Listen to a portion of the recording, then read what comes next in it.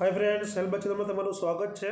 आज આપણે જોઈશું ઇમ્પોર્ટન્ટ સિસ્ટમ ડાયજેસ્ટ સિસ્ટમના ઇમ્પોર્ટન્ટ એમસીક્યુ। આજે એનાટોમીના લગભગ ક્વેશ્ચન્સ કવર કરીશું કે જે એક્ઝામમાં પૂછી શકાય છે, બરાબર। હવે ડાયજેસ્ટ સિસ્ટમ્સની અંદર આપણે જેને જીઆઈટી કહીએ છીએ એટલે કે ગેસ્ટ્રો ઇન્ટેસ્ટાઇનલ ટ્રેક્ટ, બીજું નામ છે એલિમેન્ટરી કેનાલ। ઘણીવાર એક્ઝામમાં પૂછી શકે, બરાબર। ક્યાંથી સ્ટાર્ટ થાય? માઉથથી લઈને એનસ સુધી આ આવેલું હોય છે અને આનું પ્રાઇમરી ફંક્શન શું હોય છે? ડાયજેશનનું કામ હોય છે। હવે આની અંદર oral cavity, pharynx, oesophagus, stomach, small and large intestine હોય છે અને આની સાથે સાથે જે એસેસરી ઓર્ગન્સ હોય જે ડાયજેશન્સમાં હેલ્પ કરે એ teeth, tongue, salivary gland, liver, gall bladder અને પેન્ક્રિયાસ, બરાબર। હા, યાદ રાખજો આટલું। હવે એની અંદર પહેલો ક્વેશ્ચન એવું બને કે આપણે જે ફૂડ લઈએ, બરાબર, ડાયજેસ્ટિવ સિસ્ટમને ફૂડ લેવાની જે પ્રક્રિયા એને આપણે શું કહીએ? ઇન્જેશન। યાદ રાખજો, આને કહીશું આપણે ઇન્જેશન્સ। ક્લિયર? ચલો, હવે first question, progressive wave like movement that occur involuntary in the alimentary canal is called. કે એલિમેન્ટરી કેનાલ્સની અંદર જે વેવ તરંગોની જેમ મૂવમેન્ટ થાય, બરાબર, એને આપણે શું કહીશું? પેરિસ્ટાલ્સિસ, ઇન્ફ્લામેટરી રિસ્પોન્સ, કોલિક રિસ્પોન્સ કે પછી રીગર્જિટેશન્સ। તો આની અંદર આપણો જવાબ શું રહેશે? જવાબ રહેશે પેરિસ્ટાલ્સિસ મૂવમેન્ટ, બરાબર। ચલો, question number 2, commercial microbes present into oral cavity. કે ઓરલ કેવિટીની અંદર સામાન્ય રીતે કયો માઇક્રોબ્સ પ્રેઝન્ટ હોય છે? હેલિકોબેક્ટર પાયલોરી, ઇકોલાઈ, બેસિલસ એસિડોફિલસ કે પછી ઓલ ઓફ ધી અબવ, બરાબર। તો આની અંદર આપણો જવાબ શું રહેશે? આની અંદર જવાબ આવશે બેસિલસ એસિડોફિલસ, બરાબર। સી આપણો આન્સર રહેશે। ક્લિયર? હવે જે આનું નામ શું છે? લેક્ટોબેસિલસ એસિડોફિલસ, બરાબર। આ શું છે? એક નેચરલ હેબિટેટ છે અને ઓરલ કેવિટીની અંદર પ્રેઝન્ટ હોય। બીજા કઈ જગ્યાએ પ્રેઝન્ટ હોય? ઓરલ કેવિટી સાથે સાથે આ ઇન્ટેસ્ટાઇન અને વજાઇનાની અંદર પ્રેઝન્ટ હોય, બરાબર। આ ઉપરાંત બાળકની અંદર ક્યાં જોવા મળે? મિલ્કની અંદર જોવા મળે। યાદ રાખજો, બાળકની અંદર આ મિલ્કની અંદર, ફિશિસની અંદર એટલે સ્ટૂલની અંદર અને જે બોટલ ફીડ બાળકો કરતા હોય એની અંદર જોવા મળતા હોય છે, બરાબર। ખાસ કરીને જે આ પૂછાય એવો છે હેલિકોબેક્ટર પાયલોરી છે એ કઈ જગ્યાએ જોવા મળે? સ્ટમકની અંદર જોવા મળે અને કોલોનની અંદર શું હોય છે? ઇકોલાઈ। આપણે ઇન્ટેસ્ટાઇનમાં ઇકોલાઈ જોવા મળે, જ્યારે સ્ટમકની અંદર હેલિકોબેક્ટર પાયલોરી જોવા મળે છે। ક્લિયર? એક બીજો એક ક્વેશ્ચન જોવા મળે કે ભાઈ દૂધનું, મિલ્કનું કડમાં એટલે દહીંમાં, દૂધનું દહીંમાં કોણ કન્વર્ટ કરે છે? કયો એસિડ કન્વર્ટ કરે છે? તો યાદ રાખજો, લેક્ટિક એસિડ। કયો? લેક્ટિક એસિડ મિલ્કને દહીંમાં કન્વર્ટ કરે છે। Clear? Third question, taste bud for sensing bitterness are located on which part of the tongue. કે જે ટેસ્ટ બડ આવેલા છે ટંગની અંદર કે જે કડવાશના અનુભવ કરતા હોય એ કઈ જગ્યાએ આવેલા છે? તો ટંગની એન્ટીરિયર પાર્ટમાં, ટંગની પોસ્ટિરિયર પાર્ટમાં, લેટરલ પાર્ટની અંદર કે ટંગની નીચે? તો આની અંદર આપણો જવાબ શું રહેશે? જવાબ રહેશે કે જે બીટર કડવાના છે એ પોસ્ટિરિયર જગ્યાએ આવેલા છે। ટંગને કઈ જગ્યાએ? પાછળની બાજુ આવેલા છે। હવે જો સ્વીટ અને સોલ્ટી, મીઠું અને ખારાશનું કઈ જગ્યાએ હોય છે?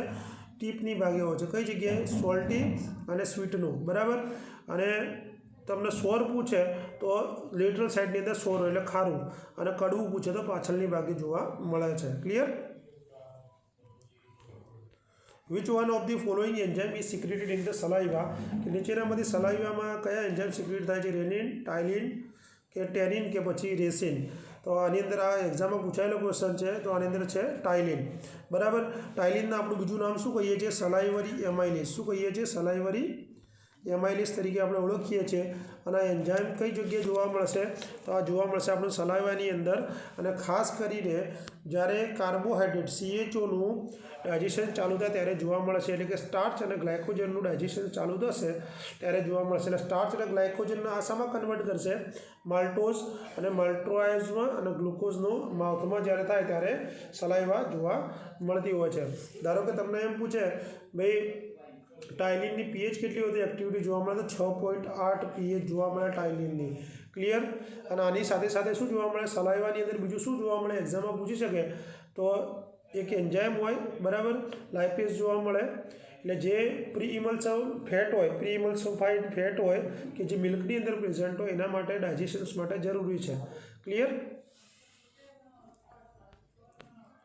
ડિફિશિયન્ટ સલાઇવેશન્સ ઇઝ કોલ્ડ, કે સલાઇવાની ડિફિશિયન્સી થાય એને શું કહેવાય? જેરોપ્થેલ્મિયા, જેરોસ્ટોમિયા, ટાઇલિઝમ્સ કે પછી હેલિટોસિસ. બરાબર, તો આની અંદર આપણો જવાબ શું રહેશે? જવાબ રહેશે જેરોસ્ટોમિયા. બરાબર, જેરોસ્ટોમિયાને બીજા આપણે શું કહી શકીએ? ડ્રાયનેસ ઓફ માઉથ પણ તમે કહી શકો. શું કહી શકો? ડ્રાયનેસ ઓફ માઉથ તરીકે ઓળખીએ છીએ. બરાબર, જ્યારે તમને એમ કે ભાઈ સલાઇવેશન ઓવર પ્રોડક્શન્સ થાય એને આપણે શું કહીએ? સાયલોરિયા. શું કહેવાય? સાયલોરિયા. SIA, સાયલોરિયા. જ્યારે ઓવર પ્રોડક્શન્સ થાય એને કહીએ. અથવા તમે ટાઇલિઝમ પણ કહી શકો. બરાબર, ટાઇલિઝમ્સ અથવા સાયલોરિયા એક જ વર્ડ છે. જ્યારે ઓવર પ્રોડક્શન્સ થાય એને આપણે કહીશું. હવે તમને એમ પૂછે કે દિવસની અંદર સલાઇવાનું પ્રોડક્શન્સ કેટલું થાય, સલાઇવા કેટલું પ્રોડ્યુસ થાય, તો યાદ રાખવાનું 1.5 લીટર જેટલું સલાઇવા પ્રોડ્યુસ થાય છે. ક્લિયર? 1 મિનિટમાં 1 ml તમે કહી શકો છો. અને પેરાસિમ્પેથેટિક જ્યારે સ્ટિમ્યુલેશન્સ થાય ત્યારે સલાઇવેશન શું થાય? ઇન્ક્રીઝ થાય. ક્લિયર?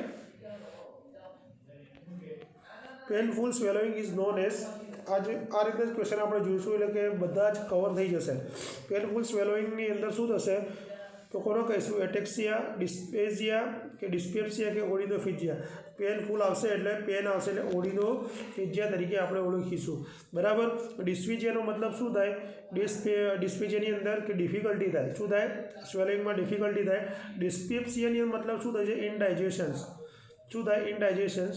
બરાબર, અપર એબ્ડોમિનલ્સની અંદર ઇનડાઇજેશન થાય એને આપણે કહીશું ડિસ્પેપ્સિયા. આ 4 વર્ડ્સ યાદ રાખજો. પછી સ્ટમકમાં ઇન્ફેક્શન લાગીને સ્ટોમેટાઇટિસ કહેવાય, ટંગમાં લાગે ગ્લોસાઇટિસ કહેવાય, ગમ્સમાં લાગીને જિન્જીવાઇટિસ કહેવાય, પેરોટિડ ગ્લેન્ડમાં લાગીને પેરોટાઇટિસ કહેવાય. ક્લિયર? ચાલો આગળ. The main sign and symptoms noticed in the patient with achalasia. બરાબર, કે એક્યુલેસિયાવાળું પેશન્ટ હોય તો એને કયા સિમ્ટમ્સ જોવા મળશે? Hypertension, joint pain, butterfly rashes, dysphagia. મને ગુજરાતીમાં બનાવવાનો ટાઈમ મળ્યો નથી એટલે નેક્સ્ટ લેક્ચરમાં બનાવીશ. બરાબર, હવે હેલ્થ સારી છે, મારી ઇમ્પ્રુવમેન્ટ છે. બરાબર, તો એક્યુલેસિયા આપણે કોને કહીશું? પહેલી વસ્તુ તમને એક્યુલેસિયા ખબર હોવી જોઈએ. એક્યુલેસિયા એટલે કે જે લોઅર ઇસોફેગસ હોય, લોઅર ઇસોફેગસની અંદર જે પેરિસ્ટાલ્સિસ મૂવમેન્ટ હોય એબસન્ટ હોય અથવા લોસ હોય એને આપણે શું કહીએ છીએ? એક્યુલેસિયા તરીકે ઓળખીએ છીએ. ત્યાં શું હોય? LES તમે કહી શકો. જે કાર્ડિયક સ્ફિન્ક્ટર હોય એ પણ એબસન્ટ જોવા મળે. પરિણામે જે સ્વેલોઇંગ કરતાં રિલેક્સેશન જોવા મળતું નથી. એટલે આની અંદર મેન શું થાય? એ એબસન્ટ હોય તો ડિફિકલ્ટી ઇન સ્વેલોઇંગ એટલે ડિસ્પેઝિયા આપણને જોવા મળશે. Clear? Which and when the first teeth erupt, કે કઈ સાલની ઉંમરમાં પહેલો ટીથ આવે ને કયો આવે? બરાબર, તો પહેલી વસ્તુ કે તમને ખબર હોવી જોઈએ કે ડેસિડ્યુઅર ટીથવાળા ક્વેશ્ચન પૂછે છે. નોર્મલ કેટલા હોય છે? 20.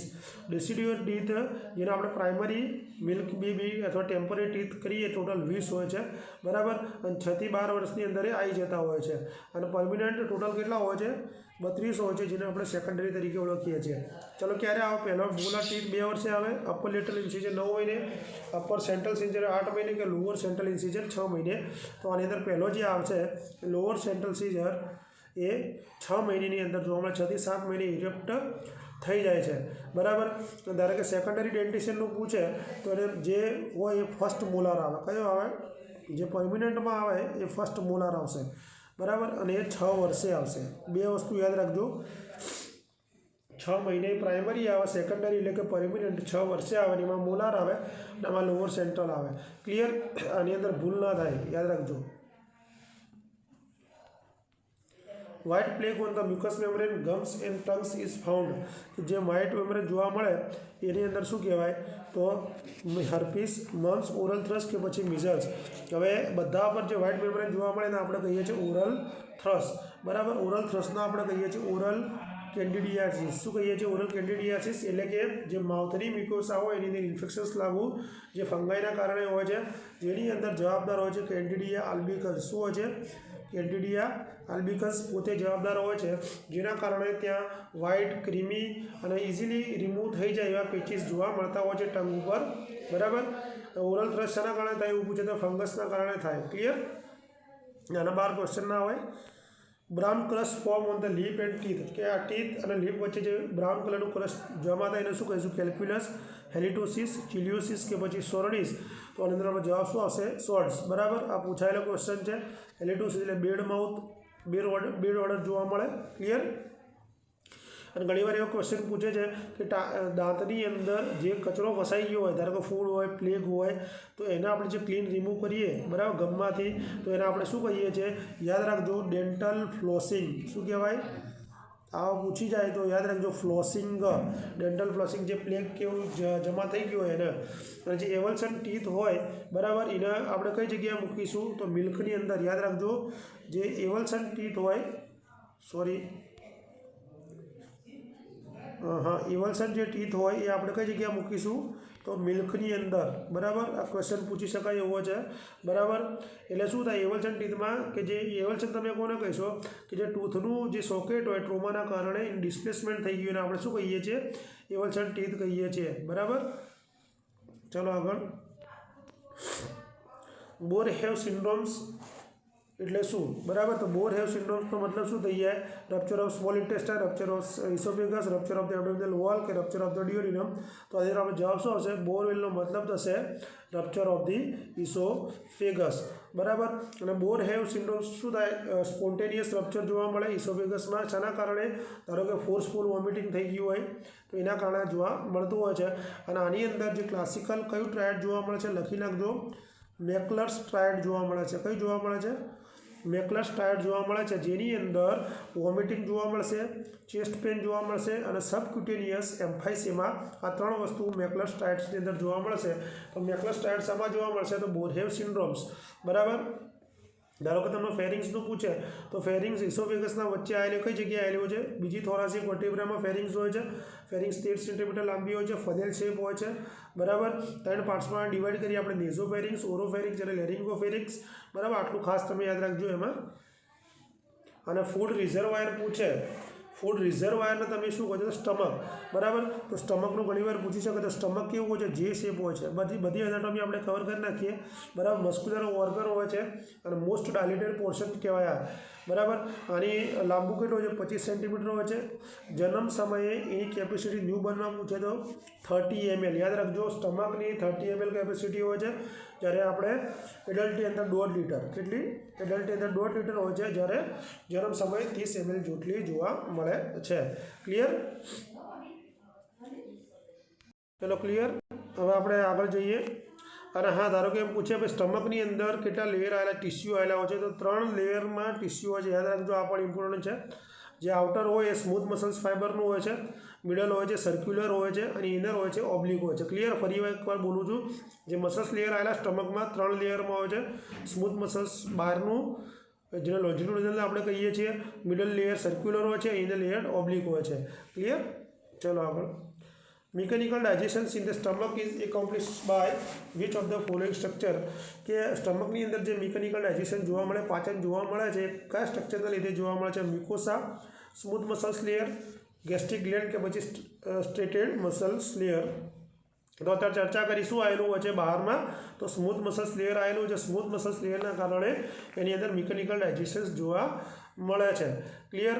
પછી સ્ટમકના પાર્ટ્સ પૂછી શકે. તો સ્ટમકની અંદર 4 રિજિયન હોય છે. બરાબર, આ રીતનું આપણું જે શેપનું સ્ટમક હોય છે. બરાબર, અહીંયા ઇસોફેગસ અને અહીંયા કાર્ડિયાક સ્ફિન્ક્ટર હોય છે. તો એની અંદર કાર્ડિયાનો ભાગ હોય. બરાબર, પછી ફંડસ હોય છે, બોડી હોય છે, પાયલોરસ. યાદ રાખજો, કાર્ડિયાક જે હોય છે ને એ ક્યાં લોઅર ઇસોફેગસ સ્ફિન્ક્ટર ત્યાં આવેલા હોય છે, અને જે ઇસોફેગસને જોઈન કરવાનું કામ કરે. ફંડસ ઘણીવાર પૂછે છે, ફંડસ કેવા શેપનું હોય છે? તો ડોમ શેપનું. કેવા? ડોમ શેપનું જોવા મળે છે. ત્યાં કાર્ડિયાક સ્ફિન્ક્ટર આવેલા હોય છે. બોડી સેન્ટ્રલ પાર્ટ છે, બહુ લાર્જ પાર્ટ છે. અને પાયલોરસની અંદર શું હોય છે? સ્ટમક અને ડિયોડિનમને કનેક્ટ કરવાનું કામ કોણ કરે છે? તો પાયલોરસ કરે છે. ક્લિયર? ચલો આગળ. The cell of gastric gland that secrete hydrochloric acid found in the gastric juice are called. કે ભાઈ જે ગેસ્ટ્રિક ગ્લેન્ડ છે HCl કોણ એમાં કયા પ્રકારના સેલ સિક્રેટ કરે છે? તો મ્યુકસ સેલ્સ, નેક સેલ્સ, પેરાઇટલ સેલ અને ચીફ સેલ્સ. તો આની પહેલાં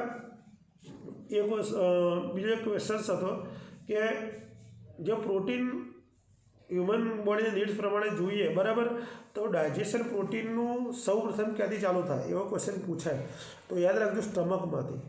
ત્યાં માઉથ ના કરતા સ્ટમકમાંથી સ્ટાર્ટ થાય. બરાબર, એમાં ખાસ કરીને શું થાય? જે પ્રોટીઓલાઇટિક હોય, પ્રોટીઓલાઇટિક એટલે કે પ્રોટીન ડાયજેસ્ટિંગ જે એન્ઝાઇમ હોય કોણ હોય? પેપ્સિન હોય.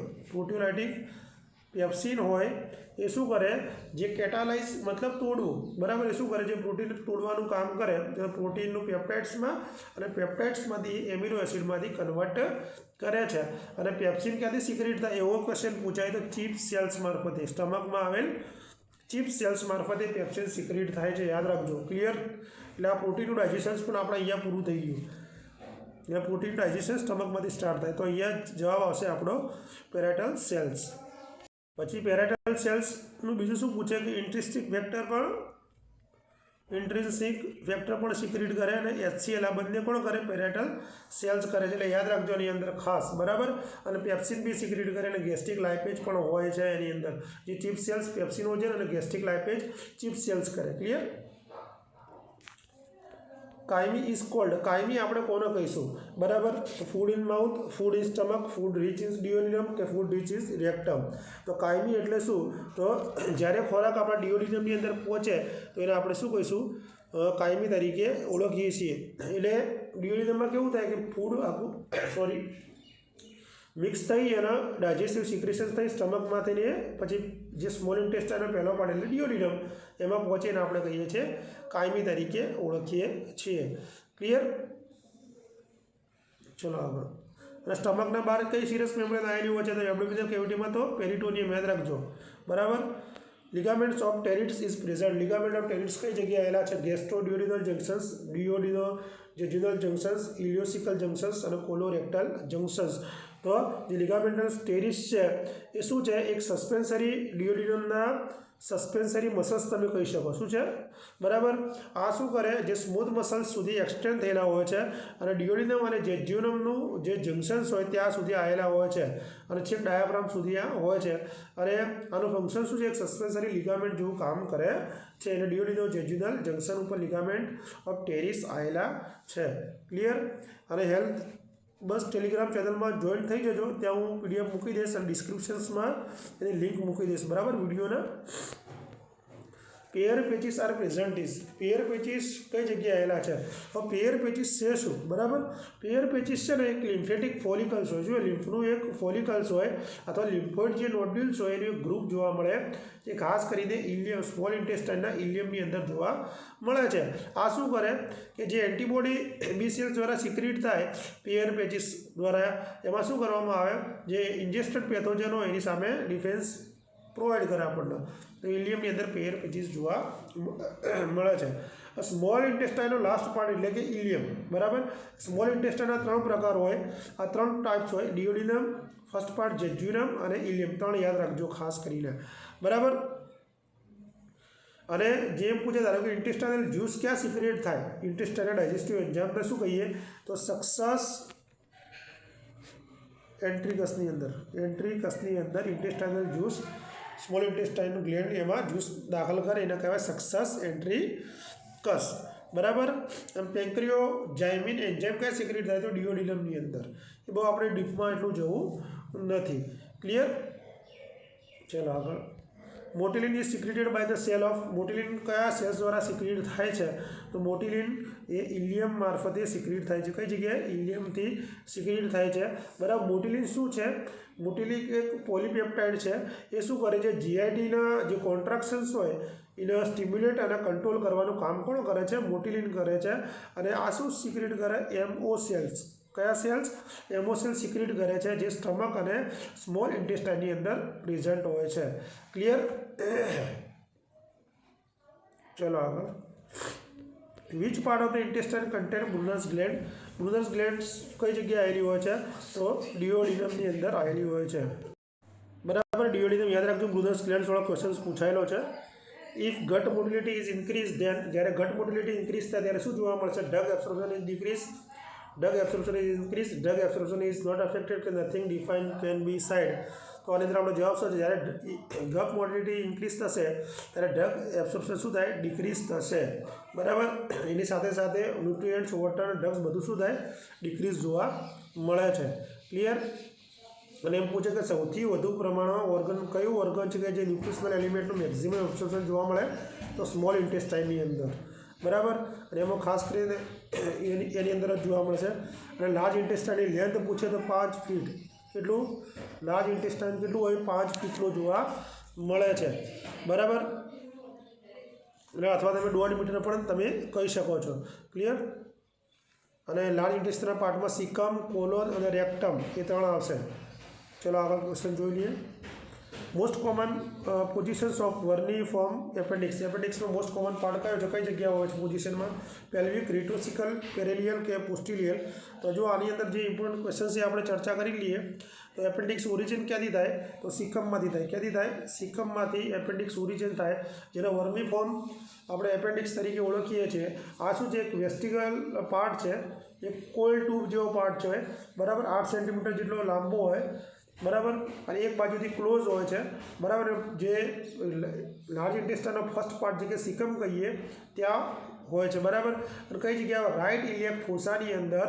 રિટ્રોસિકલમાં બરાબર આ એની કોમનેજ પોઝિશન્સ પૂછે તો એક્ઝામની અંદર બરાબર અને પૂછાયેલું છે એટલા માટે અને રિટ્રોસિકલ એની પોઝિશન્સ મેં તમને કીધું ધારો કે તમને એમ પૂછે એપેન્ડિક્સ કઈ જગ્યાએ આવેલી છે તો રાઇટ ઇલિયાક ફોસાની અંદર એપેન્ડિક્સ આવેલી છે ક્લિયર તો આજનો વિડીયો જોવા માટે બધાનો આભાર થેન્ક યુ મળીએ કાલે એક નવા વિડીયો સાથે